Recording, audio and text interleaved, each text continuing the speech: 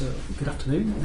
Welcome to the Kirklees Democracy Commission. I'd like to welcome Professor Colin Mellors, who's chair of the Local Government Boundary Commission for England, recently appointed in January, as I understand it. Really appreciate you coming to talk to us this afternoon. Kirklees Democracy Commission is, well, now it's really driven by councillors, supported by political groups across the council. Us both as individual councillors, but as a council, wanting to know how we can do our job better and do better in our role for our communities. And we're just in the evidence gathering stage at the moment. So I'm Andrew Marchington, one of the councillors for the Gorka ward, which is west of Huddersfield, member of the Commission. My name is Fazila Fardia, I'm an elected member and also a member of the Commission. I'm Andrew Cooper, I'm a member of the Commission. Gemma Wilson, one of the councillors and member of the Commission. I'm Colin Mellors. I, as you say, chair the Local Government Boundary Commission. I'm here also partly because I'm local. I don't live that far away. I live in the Wharf Valley, and I'm a huge fan of both Huddersfield as a place and the university for the things it's done. So thank you very much for the invitation.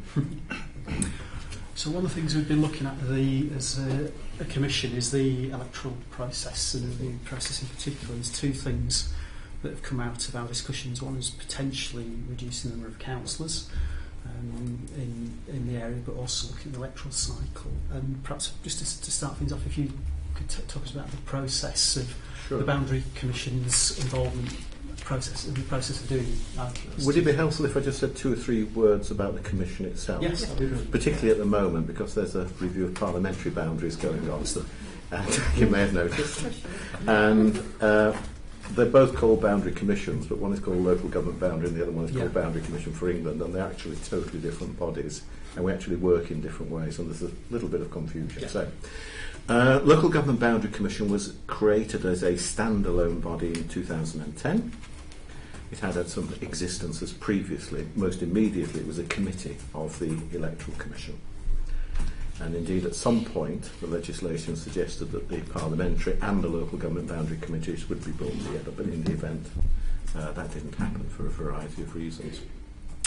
So we were created as a standalone body. We are independent of government. We work directly to the Speaker's Committee of the House of Commons, as indeed does the Electoral Commission.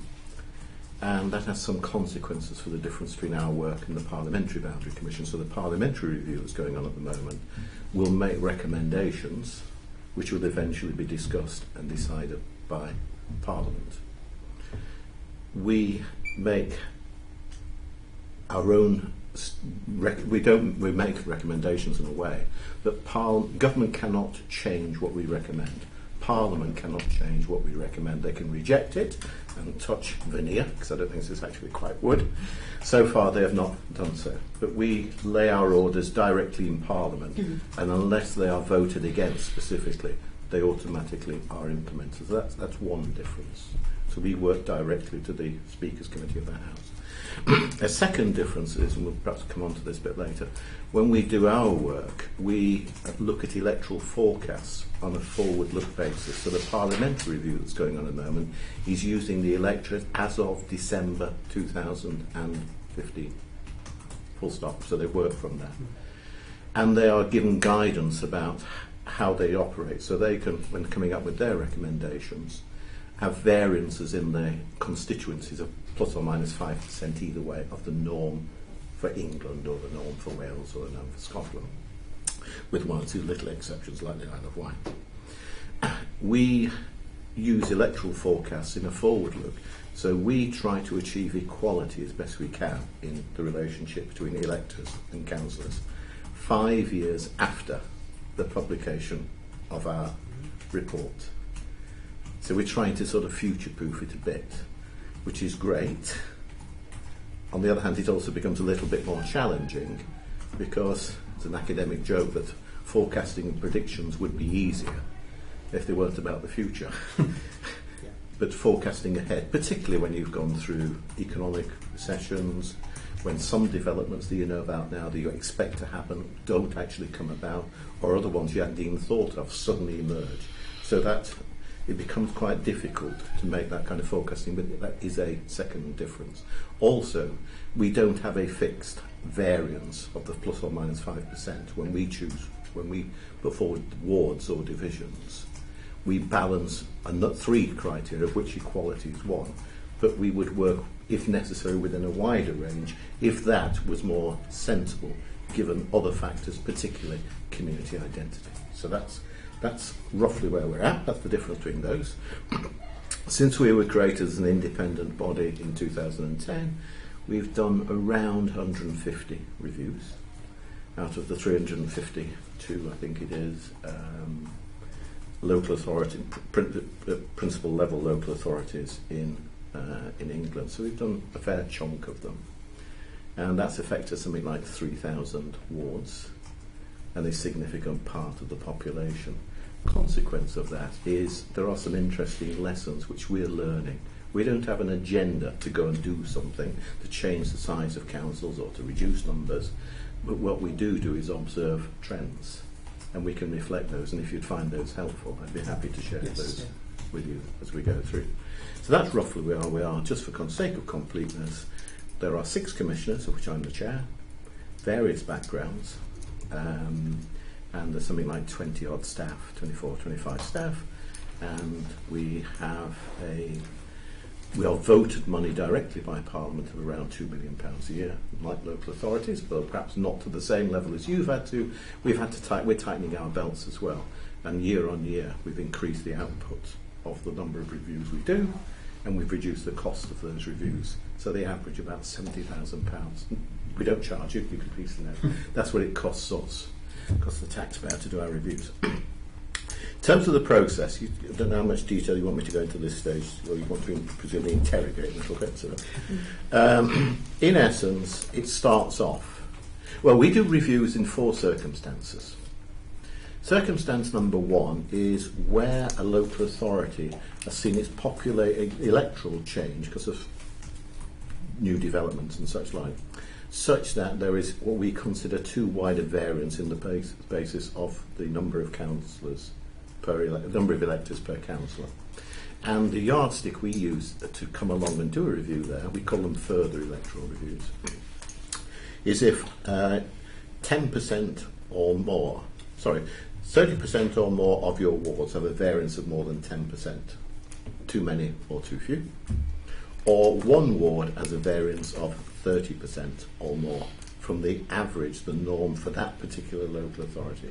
If that happens, flashing light goes on. We look at the forecasts each year, we look at the numbers each year, and where somebody reaches that, we would then contact the local authority, draw their attention to it, and suggest that it's likely we would do a review unless they could persuade us that other changes would mean that that variance would, of its own accord, come back into order. But that's the trigger. You don't meet that. In fact, you've got 2 wards of over 10%. And the variance of the others is really quite good. That's not unusual in a metropolitan area because you've got 3 member wards, they're all 3 member wards, they're big wards, and you need a pretty large amount of change in order to move away from that norm. Smaller authorities could easily do it because you need fewer people to leave or arrive in a particular ward before it goes out of kilter. So we would not be knocking on your door on that basis. The second reason we would do a review is what we call a periodic electoral review. The legislation requires us to do, the phrase that's used in the legislation is from time to time, on grounds of good governance, come along and just look, are the bowders in the right sort of place? So you don't need to be drifting away from the electoral equality to do that. We would do it on a periodic basis. We finished our last periodic reviews probably about 12, 13 years ago. We haven't done one since. And again, here's a difference with the Boundary Commission that's looking at parliamentary reviews. At the moment, they have to do them at the moment under the legislation. They're required to do it each election. We don't have that defined. We've been discussing it recently, and we will be starting looking at going to some local authorities that even if they don't need it in terms of the electoral numbers, it's good governance to come along and say, is this still the right way of running the council? Is this still the right number of councillors? Is this still are these the right kind of divisions? And probably we will be looking at some of the London boroughs and the metropolitan authorities on that basis at some time in the not too distant future. The third reason we come along is because there has been a governance challenge which has caused central government to say, do they need some help? Usually called commissioners, the intervention commissioners, which you had in Doncaster 2 or 3 years back. They've gone into Rotherham. They're doing some work in Rotherham at the moment. They are doing some work, or they have been doing some work in Birmingham the last couple of years, and there was something not dissimilar in Stoke about 5-6 years ago. So it's where a local authority is facing some challenges, either a governance failure or serious service failure in a particular area, where it's felt helping support them would be useful. In such circumstances, we either can be invited or at our own decision say that we think that an electoral review could be helpful. It doesn't deliver all of the answers, and that's a recurrent theme of what I'm going to say. An electoral review isn't a fix-all. It might be a contribution to you achieving some of the things that you want. So on that basis, we would go along. At the moment, we did Doncaster, we did Stoke. We've just made our final recommendations about Birmingham, so they're laid in the House of Parliament at the moment, literally laid. And we are at the first early stages of the review in Rotherham. As far as I'm aware, Kirklees is certainly not facing those kind of issues. Indeed, you're well known for being a very well-run local authority and an exemplar in lots of ways. The fourth reason is the one I suspect you might be most interested in, and that is where you request a review. And increasingly, local authorities are coming to us and saying, can you please do an electoral review? Possibly because they want to change the size of the council, possibly either when I say size of council, I don't mean number of electors, I mean number of councillors. They want to change the number of councillors, they want to look at other forms of governance, and an electoral review might be a trigger to that, or they might want to change the cycle of elections, which also has implications. And increasingly local authorities are coming to us to seek that. Often the trigger is finance, but in fact the opportunities are much greater than the finance, and the one thing we don't look at is does this review save the council money? That's your job, no doubt, to be concerned about that. Actual process, I'm talking a bit too long, but I'll just give the final over and then you interrogate a bit more. Yeah. Is the actual process is we would come along and I go to all of the local authorities with my chief exec, and we meet the leader of the council and the chief exec of the council and try to get an understanding of what the review request is for, what you're wanting to do, why you want to do. Assume it's a request one. Yeah. So we would go along and say, why do you want it? What's the purpose? And it's essentially trying to understand the objectives and also to understand their capacity to do a review. It's not helpful to start a review if there really isn't the capabilities, the capacity, the time commitment to do the things that you want. Assuming we are persuaded of that, then I would present it to my commission. I don't think they've actually turned me down ever yet. And we would say, we think it would be useful to do a review here. It takes about a year or so. There's a bit of flex in it. But the processes are, if I can use an academic analogy, there's two parts to the question. Part number one is how many councillors you need. Part number two is where the boundaries should be. There is no point in doing part two of the question until you've answered part one, because you don't know the numbers you'll be using. So part one is to say, how many councillors do you need? And then we always urge that you don't start by saying where you are now. I think you've got 69. Yeah. Don't say I've got 69. Is that too many, too few, or the right? Start with a figure of zero. I've got no councillors. I've suddenly landed midway between Dewsbury and Huddersfield, and I've created a new authority and I've called it Kirklees. What do you need to run that local authority? Can we just, so thinking about that, and perhaps this is where I want to explore, what sort of factors should we be considering to determine the number of councillors we need to run a council like Kirklees? Yeah, we don't have a set view about how many you need. We don't compare you, in this case, let's say, with your neighbouring authorities, which are Wakefield, Leeds or Calderdale. It's what's right for you. We look at each local authority and imagine it's a unique political system. How you want to run it. Is it a strong leadership model? Is it a cabinet model? Is it a committee? A variety of things. What's the level of delegation to officers? So it's what's right for you. We would suggest you use it as a kind of building block approach and say, start with a blank piece of paper. And it's a great opportunity in lots of ways. It's going to cost a bit of work, but it is an opportunity to do something you wouldn't otherwise do. And for many metropolitan authorities, they've probably not thought about the size of the council since the 74, when they were 1st of April 74, when they were created. And in creating that that picture, we suggest, and we give guidance out on this, think about 3 aspects.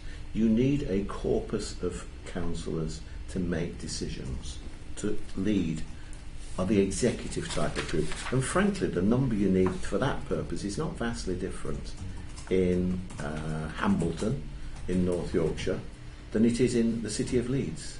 You still need, somebody to look after children's services, somebody to look after housing, various portfolios.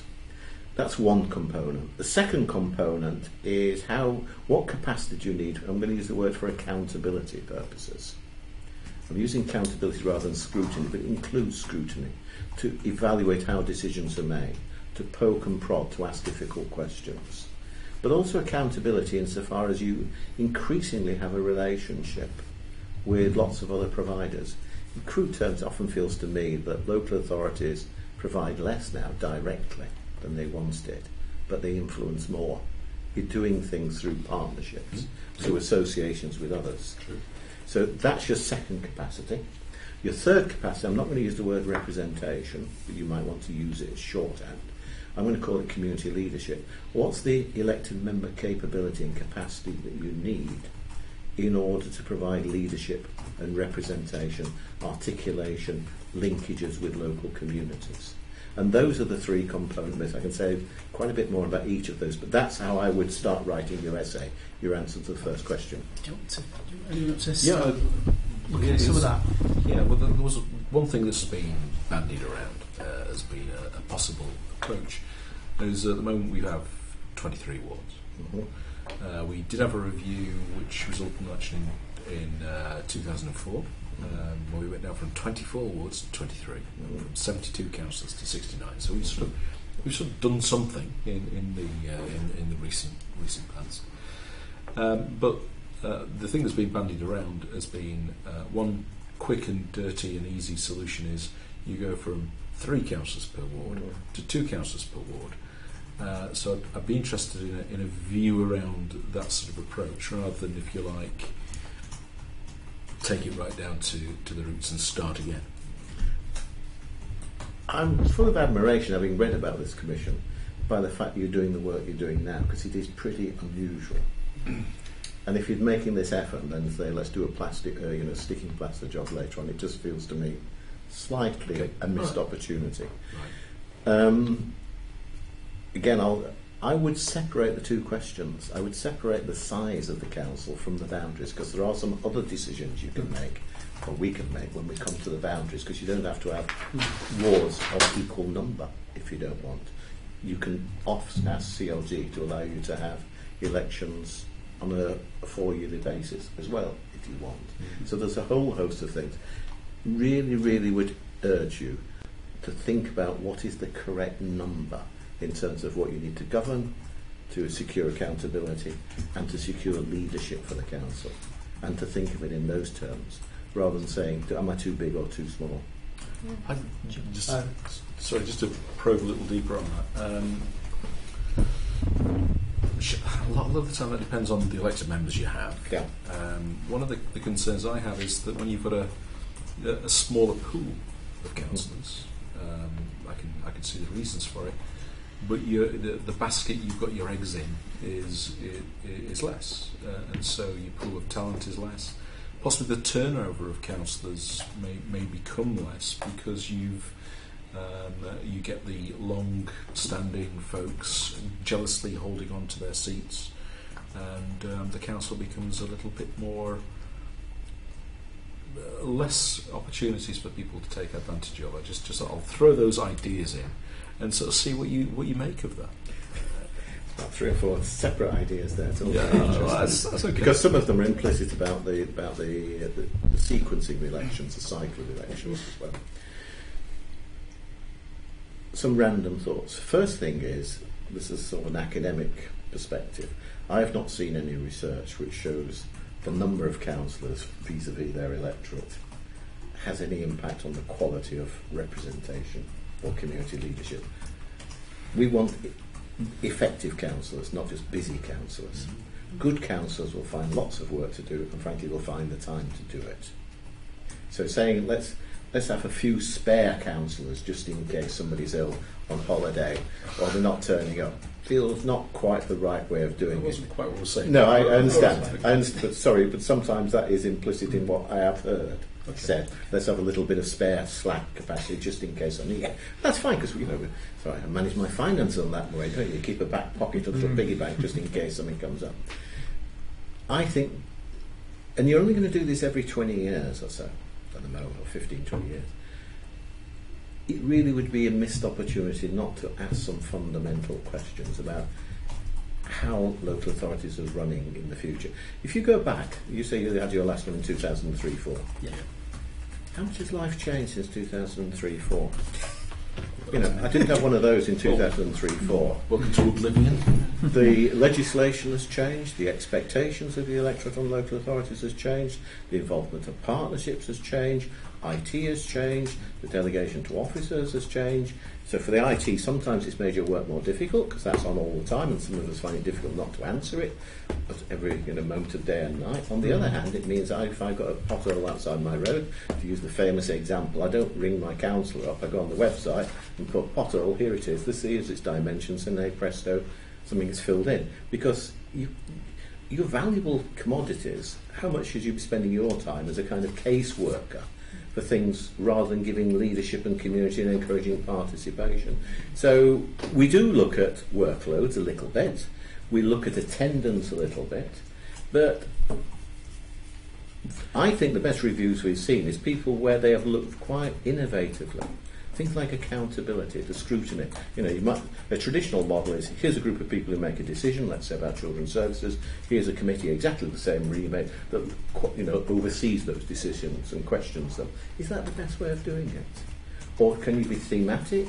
Can you have task and finish groups? Can you have risk-based scrutiny? There's a host of ways of doing things, which is as I say, the heart of what I think we want to encourage is effective councillors. Our role is about fair votes, in effect. The whole basis of what we do is one person, one vote, one equal vote. Yeah. Now, I know we can't totally guarantee that because some people say, well, that means you'd have to look at electoral systems and all manner of other things as well. But at least we can measure that aspect of it, about delivering parity and giving people leadership through communities that they understand and they associate with. But here is a great opportunity for an authority to do these other things as well. Gemma, do you want to, or Fazila, do you want to comment on this particular area? Don't at the moment, thank you. No. Because what I want, do you want to ask? No, it's fine. No. Well, can I? I want to comment then. Okay. Because, I want to know the question. It sounded interesting. Yeah, well, that's right. But just because the third thing is about community leadership, and one of the things we've been talking a lot about is that balance between participatory democracy and representative democracy. So given that this will be an opportunity for us to really look at that. And back with your role as as a commissioner or as a political scientist, how could this help us? What things should be looking at to facilitate, say, the community leadership element of that? An electoral review is going to give you a small contribution potentially to that. Yeah. But it is a much broader issue. Yes. This is not going to deliver everything that you need. The best example I can think of is probably in Birmingham, which has been quite an interesting review, certainly a very time-consuming review. I think we had 3,000 representations just about to our proposals. I actually think that's really, really good, even the ones who were saying you fundamentally got it wrong, because at least they were thinking about it. And the basis for the Birmingham review was the Kirklees report into Birmingham, some well-publicised cases about what Siemens governance failure. And the heart of what Kerslake was saying is that there were too many councillors. Since it's a Met, like you, with 3-member wards, which were large geographical wards, large populations, the large number of councillors made leadership difficult and running of the council difficult in some ways. The fact you had 3-member wards meant that communities that might be better, more tightly drawn, were absorbed and almost overlooked in some of these larger wards. And there wasn't that clear relationship. This is the analysis within Kerslake. There wasn't that clear relationship between who your council is. So if you think of your wards, your electors have got 3 choices, which council they go to, because you don't, unless you dip them up somehow or other into one. So they've got that kind of choice. And it was felt that giving people that clearer linkage would be helpful. So what we've done there is to reduce the council by about 20, and I think eventually all 3 parties accepted that, more or less, within 1 or 2 either way. Some people wanted a more radical solution, but that wasn't put to us. Secondly, we've moved away from all 3-member wards and created a mixture of 1 and 2-member wards, which it feels, given the feedback we've had, there's actually allowed people to have that association with a community which otherwise would have been absorbed into something larger. And the other thing is that government has implemented a change to all-out elections there. I think there's been about 15 local authorities which have moved to all-out elections. Most of them have been smaller tier type ones, but Bristol, Birmingham, Doncaster, Rotherham going towards it, I think Warrington, all are either unitary type authorities. I don't think a Met has actually voluntarily said they wanted to shift their cycle at the moment. But the combination of all those things feels to us to give a clearer councillor community leadership role and a smaller area that people can associate with and belong to. And that accountability therefore becomes that much stronger. One of the fascinating things about Birmingham, which we hadn't really anticipated would be quite as noisy it was, but it's great, is the name of the wards. They really mattered to people, what they were called. Now sometimes it's because people feel, well, being called that is better than being called that, because house prices are going to be a bit better there than there. We don't take notice of that. But what we found in Birmingham is that people have a strong association with a community identity, and the use of that name is important to them. And it's the one bit of the review, everything in the review will be our decision ultimately, but it's the one bit in reviews we really want to be locally driven. We don't want to look at a map and say, oh well, there's a place here called Greenhead. That looks the biggest settlement, let's call the ward Greenhead. May or may not be the right name. It's far better if you do it, and you come up with a name which actually is part of how we go about community identity. Okay. Do you want to come in? Yeah. Back to Andrew. Do you want to lead on with that, Andrew? Let's go for Well, I guess sort of. I mean, I think I probably know the answer to the question, but it's always good to ask, isn't it? But I mean, I think it's about fairness, and I cannot avoid asking a question about proportional representation, single transferable vote, and you look at this in terms of things like Scottish local authorities. You look at it in terms of the GLA, and somehow or other, in those areas, it's regarded as an option and something that can be looked at. I look at the ward I represent, and I feel for those 30-odd% of people who regularly vote Labour and have no representation, because our ward is all 3 Green Party members, and so that has been that way for quite a while. So I look at it all the way around and think, why not? What is the appetite for experimentation? If we're going to go to less elections, surely we need, there is a stronger argument for having a more accurate reflection of the views of voters. And so I just wonder if we went through this and government turned around and went, you know what, we'll experiment in Kirklees, we'll give that a shot, because that sounds like an interesting idea. So go on, tell me, that's dream fantasy land. I will put my chair of the Local Government Commission hat on and say that's a very interesting question. And that's a decision. That is a question for Parliament to decide. It's certainly not within our powers, our remit. I will wear a political scientist hat, an academic hat, and say it's an interesting thought. That there are strong arguments for and against different forms of electoral system, but that is, as I say, is not part of our remit, unfortunately. Okay. One of the things you do have here is your turnout, as I see it, is actually not bad. It's a great shame that in local elections, and this again is not the local government boundary commission hat, but it's an observation that clearly there is a correlation between party sentiments and feelings nationally and how they are impacted on in terms of local elections, and that's a fact of life. But what you do have in Kirklees is you have fairly tightly fought contests in quite a few of your wards, and you have fairly tightly fought control within the council as a whole, the makeup of the council. It's not wholly dominated, as are some, by one local authority. I can tell you, again, this is a political science rather than my chair role, is that there is a correlation.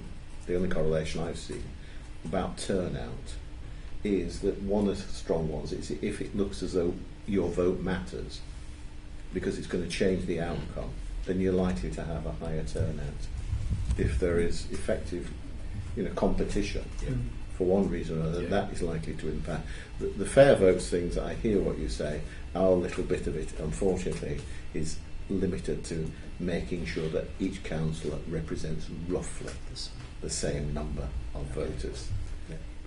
Was there No, I was going back on to what Andrew said earlier about wanting to reduce down to 2, and then obviously I went to Knowsley yesterday. You're right. And spoke to the leader of the council and a few of the representations there, and they have reduced their number of councillors, and they've gone from a full one party to having other parties within the group.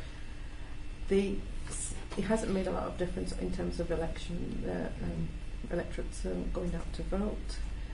It hasn't made a lot of difference in terms of what councillors represent. So and when we did the figures in terms of what their population was and compared to Kirklees' population, we'd be increasing our councillors if we were to count it that way. Yeah, I'll send you these if you want, if they are helpful. We don't look at what your ratio is compared with others.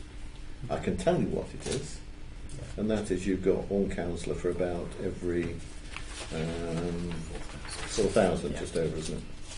Yeah. If you were in Birmingham, it would be half as much again. If you were in South Tyneside, you'd have one councillor for about every 2,000. It's interesting. As far as we're concerned, it's not significant. As I say, otherwise, do we compare the number of MPs in this country with the number of senators or House of Congressmen in America? One's either too big or one's too small. There's no correct number which is applicable everywhere. We will decide the size of the council, but we decide on those 3 things which I mentioned to you. What you think you need for local leadership, what you need for accountability, and what you need for governance, full stop. We look at a table, I can show you that, this will not come out very well on your web camera, there's something called the SIPFA family of local authorities, where every local authority has a dozen or so local authorities which are one way or another similar in characteristics, which isn't just about size, about a variety of other things. And that is your SIPFA family. You've got 69 councillors there, and that's how the distribution of others run. So in terms of number of electors per councillor, you're about within the top 5 of the Mets. In terms of the SIPFA family, you've got quite a lot of electors per councillor. If you look at the SIPFA family, you're one of the larger ones.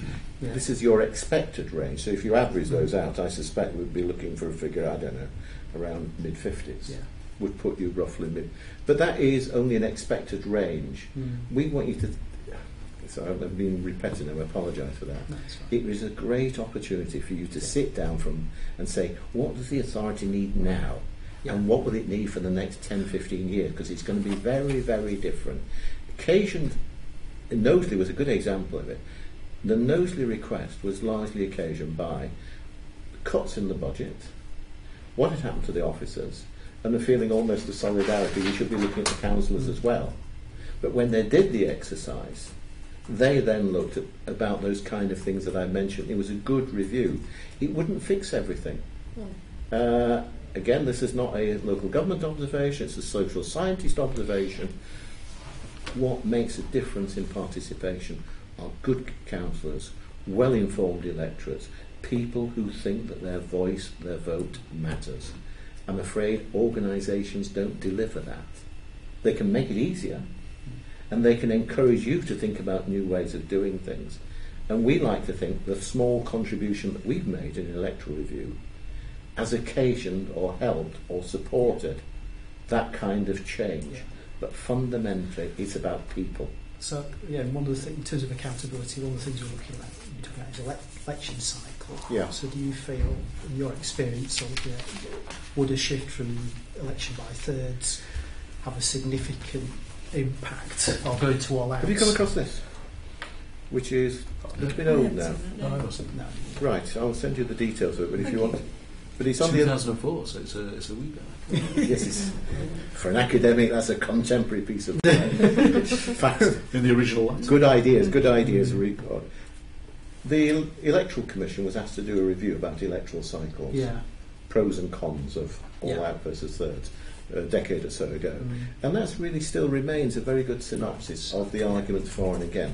Yeah. So, sorry, this sounds really bureaucratic, but it's not meant to be. I see our role as delivering fair as we can, God help the electoral system, Yeah. but delivering that kind of fair votes. But doing it in a way that helps local authorities realise their own ambitions at the Yeah. same time. Yeah. So we're not here to make you a better council. We're here because of the electorate. Yeah. But in doing our work, increasingly, I'm really concerned, I'm passionately committed to this. We want to help the local authority to make the changes it wants to make and its local people want to make as well. The pros and cons of annual cycles versus 4-year ones fairly straightforward. Annual cycle is an annual opportunity to hold your political masters, the councillors, to account. That's why finance, if you think about it, all our parliament, our income tax, most government expenditure has to be renewed each year because it would lapse otherwise, and that goes back a few hundred years to make sure that Parliament was called every year, because otherwise the monarch might have to recall. So that's the basis of that. However, when we're doing our own, if you think about it, if you bought a house, you're buying it over 20 years. If you're buying a car, buying it over 2-3 years. If we're going to electrify the Leeds-Manchester line, then that's going to take several years. Most of us have longer-term decisions. But the idea of an annual election is the electorate can vote each year and it keeps the councillors on their toes. Disadvantage is that it means for 2 or so months every year you're in purdah. You're preparing for or recovering from the last election. That it makes it more difficult to have decision making. If, like this council, you have been in the past a balanced or a hung council, the word used depends, signifies your own political preferences, whether it's good or bad. But if you're having an annual election, then you might well say, well, I'll hang on till next year and see what happens because the electorate might change. If you're stuck with it for 4 years, then you may well have to say, look, this is the way of life for 4 years. I've got to come to terms with it and find a way of governing it. And the argument for the 4-year cycle is that degree of certainty. Now, it might mean you've not got the result you want and you're stuck with it, some of the electors would say, for the next 4 years. But it means for 4 years you can get more consistent decision making. And ultimately that's the balance that you make. And it's interesting because you can request to change cycles. We can't come along and change your cycle. You would request the CLG, I think it's the 2007 Act that brought that about. And Mets can do that now. They didn't used to be able to do that. Is you would go to CLG and say that you want to do it. At the same time, you would have conducted some kind of consultation with your electorate. There was a good one in Bristol, there was a good one in South Gloucestershire, both of which have gone to all-out elections. And the one in Bassetlaw, that went as well. I think it's been about 15 have gone through from thirds to all-out elections. We're going to Bassetlaw next week. Right. Chat with them. So just look at what they've done. As an academic, I spend my career telling my students not to copy good ideas. As a chair of this boundary commission, I would encourage you to copy good ideas. Look what others are doing. It's not just the Mets. You've got some good things there, but the arguments are in it are there, and it is a balance. We don't have a view. We will implement whatever it is that you, the pattern you've got. If you do have elections by Thursday, then we are required to try the best we can to come out with a pattern of all 3 member wards, which might be right in some areas, it might not be the best pattern in others.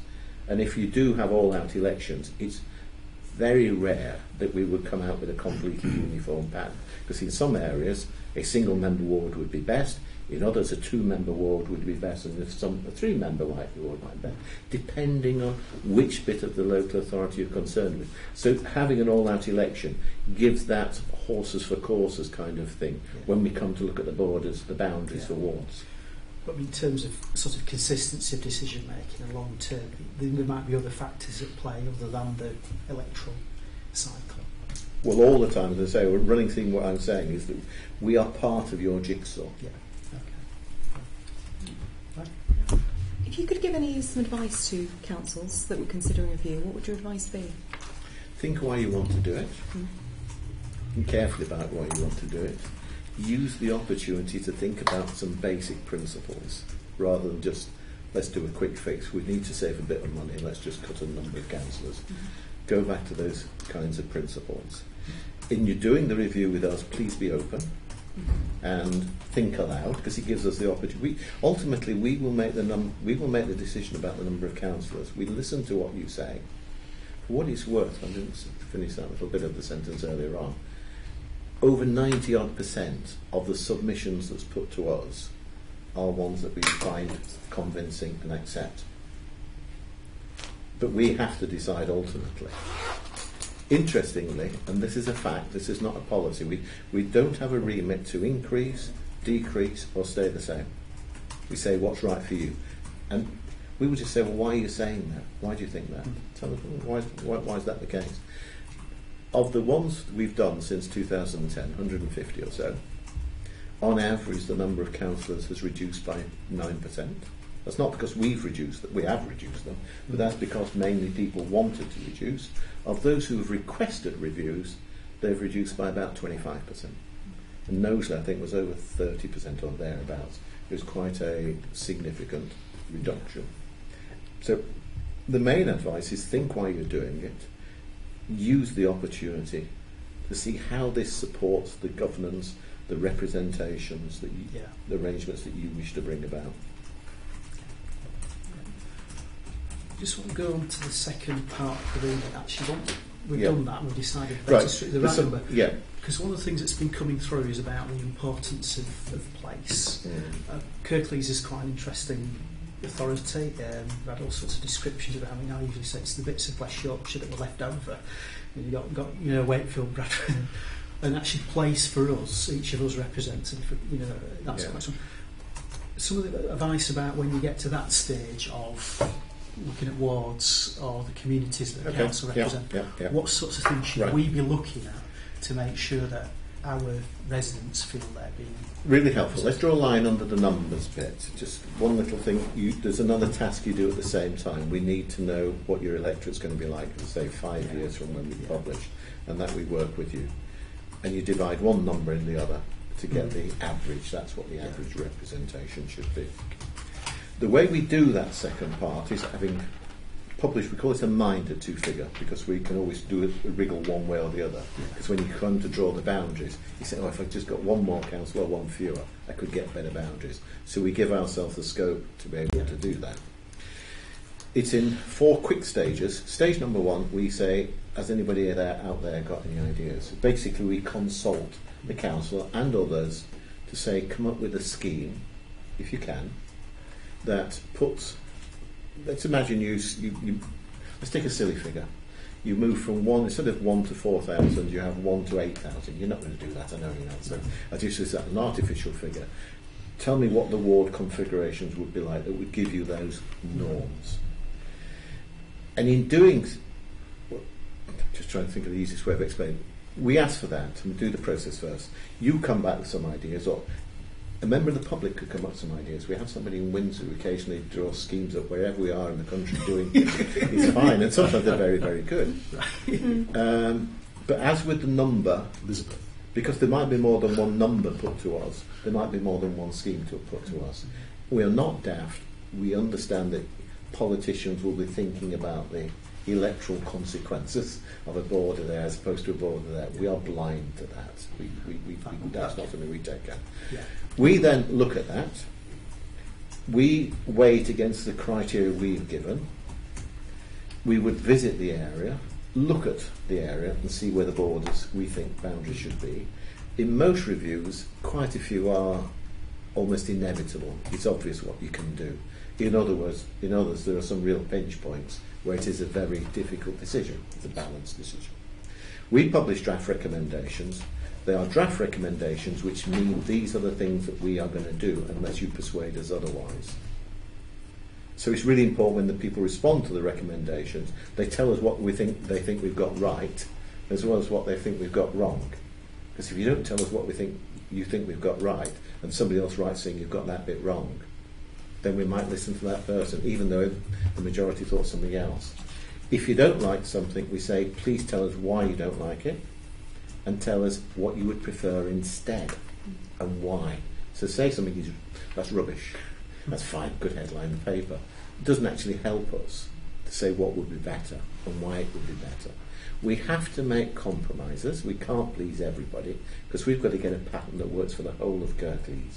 And it's ever so frustrating. It must be very frustrating for local residents to say, here's a little pocket of Kirklees, here's this little bit in the Colne Valley area which works brilliantly. It's got the correct number, great community identity, very clear visible boundaries. But if you did that, it makes it impossible to do the rest of it. The analogy I use is I've laid 2 wooden floors at home. On both occasions it's gone brilliant until the last plank didn't fit in, and then you have to unwind it all.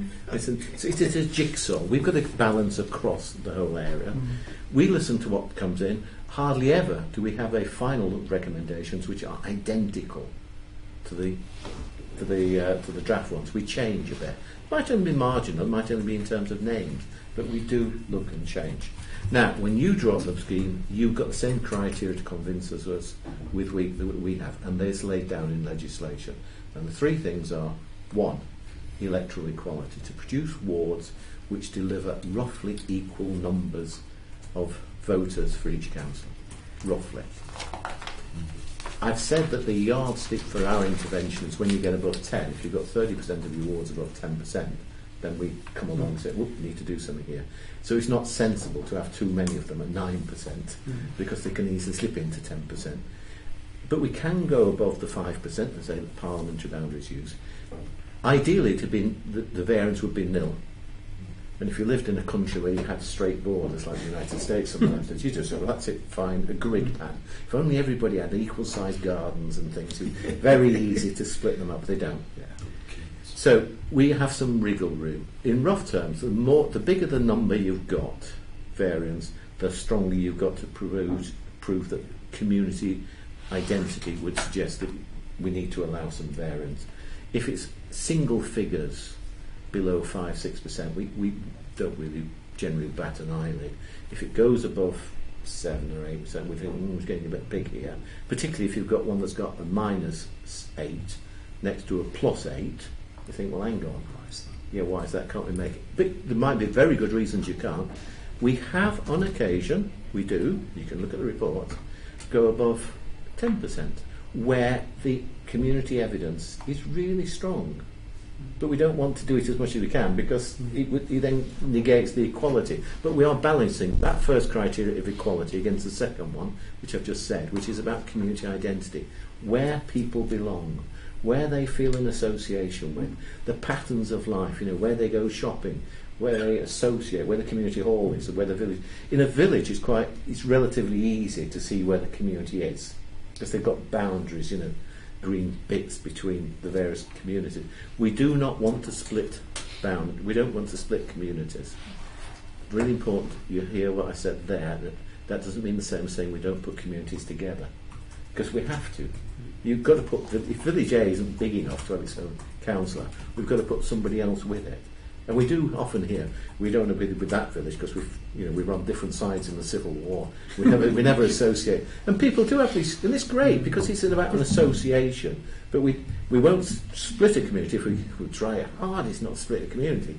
But we're not saying we're not putting them together. So that's the second one, is what a community identity means. And our technical guidance, which if you are going to do a review, we'd encourage you to look at, will give you clues about things that persuade us. And it is a judgment. It is not. There's no there's no app we can put on our phones or a piece of software that says, put in the numbers, put in Kirklees. It's about judgment and balancing competing feelings. And people do have very strong feelings. That's great. That really is good. It's part of participatory democracy. That's one of the reasons why community matters, because logically, if in parts of Birmingham the approach means that some people now have a stronger association with their little bit, then that might just encourage their greater involvement and the greater involvement of their councillors. The third bit is what we call effective and convenient local government, which means things like physical boundaries. So if you've in Warrington, I can't remember if Knowsley did it or not, but if you've got a river running right through the centre of it, or a big railway line, or the M1, motorways, by definition, they tend to have boundaries. We don't like, if a council represents a ward here, it's got to have a detached bit of, if there's a detached ward there to be part of it, because that just that doesn't make sense either.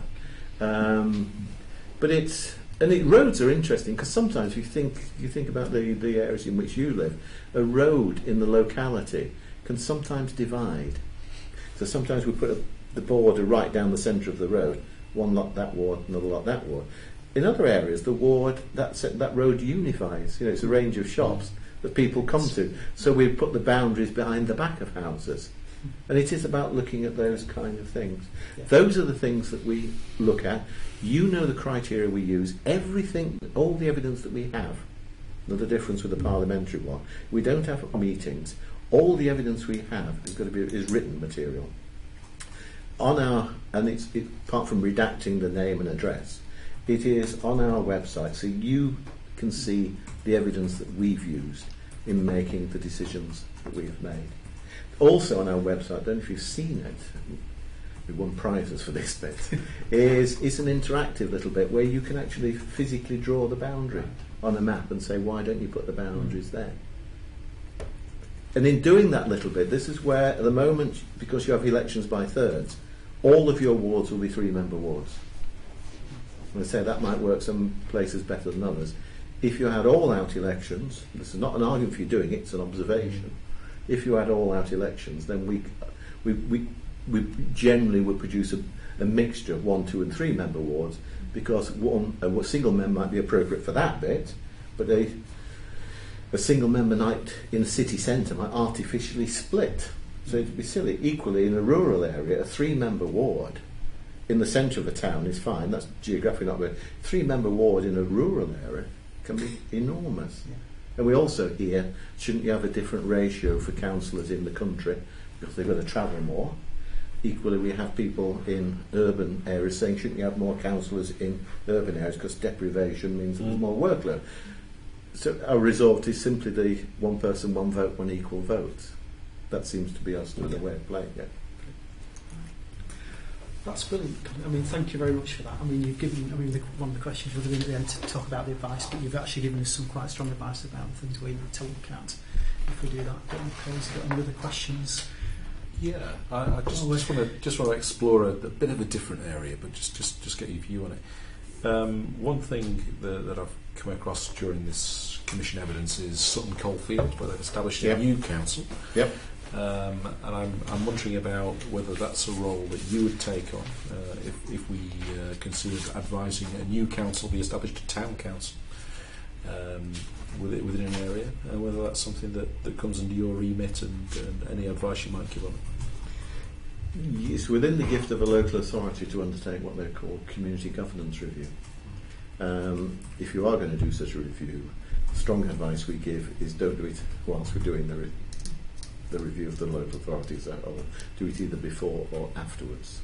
So a community governance review is not something which is normally part of our bailiwick. It's something which the local authority could do. Right. And it's interesting that there are Sutton Coldfield, Royal Sutton Coldfield, is a good example of that. And what we have done in that area is we've made sure we have not disturbed the external boundary of Sutton Coldfield in terms of our warding boundaries. In very simple terms, we use parishes or town councils as the building blocks for our wards, in the same way the Parliamentary Boundary Commission uses wards, or at least those wards that existed, the wards that existed in December 2015, as the building blocks for their parliamentary constituencies. So that's the way that it works. But there is an interest, and again, this is something which you can think about in terms of your rationale, if you wanted to have an electoral review, of how far you would be thinking in terms of the equivalent of parish-type councils within urban areas.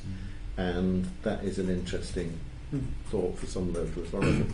To say the community, in all of the areas I've suggested, the governance, the accountability and the community leadership, there is an opportunity to do things differently and actually often better by looking at these radical. Local authorities cannot be the same organisations that they were 10, 15 years ago, operating with a 30% reduction in funding, and probably in lots of areas with increased expectations in terms of place shaping for their local area. They work with many more people, and therefore thinking about what's the impact on that and how you do your work.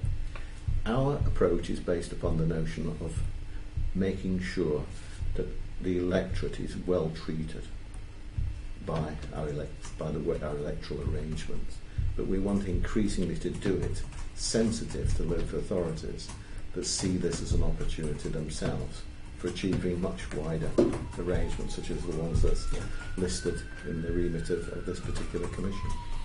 But the other thing is we want to work closely with local authorities. The reason I go around the chief executive at the outset is because you establish a working relation. We're not going to please everybody. You cannot produce a pattern of wards which everybody likes. It's just impossible to imagine, because people will have different preferences. We just want to be consistent on the basis of which to do it. Likewise, when you're talking about size of councils, it's sometimes the case that there isn't a single submission from the council. There might be more than one. There might be 2 or 3. That's fine. We can cope with that, because ultimately we will make a decision about what the right number is. But we will look at it on the 3 things I've suggested to you. So you looking at it on those same 3 things makes it easier. But the best ones, I think the best reviews are those where the authority has thought about it. They're doing it positively. The phrase I would use is we are a regulatory body, so we can get you to participate, but it doesn't make sense. We want your positive engagement, not your passive acquiescence when we're doing the work. And I think to try and establish that relationship at the outset, and also where local authorities, this is particularly for the councillors, to allow their officers perhaps to think aloud with us, to give early warning, so there's no surprise on either side, so that we can see which way the wind's blowing, if necessary give a poke and a prod. But all the time we're going to be asking is, why do you think that, why do you think the other? Because ultimately we are deciding a council size against those 3 criteria, and we are implementing ward boundaries against the other 3 criteria: equality, community and effective borders boundaries. Okay. Well, thank you very much, Colin. That's really appreciated.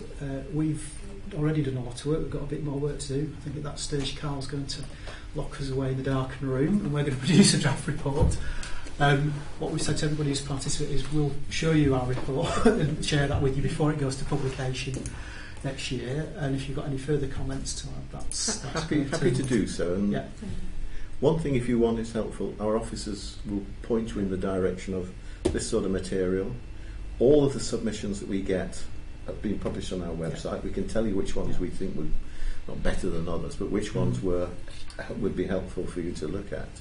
And if the local authority does want to do a review, we would try our hardest to find a way of supporting you in the work. Thank you. I'm a great fan of local government. Yeah, Fantastic brilliant. stuff you do. Yeah. And people, not more voters understand that when Yeah. they come out to vote for you. Fine. Well, thank you for all your hard work and thank you for sharing that. Thanks very much. Take care. Thank you. Thank you. Bye-bye.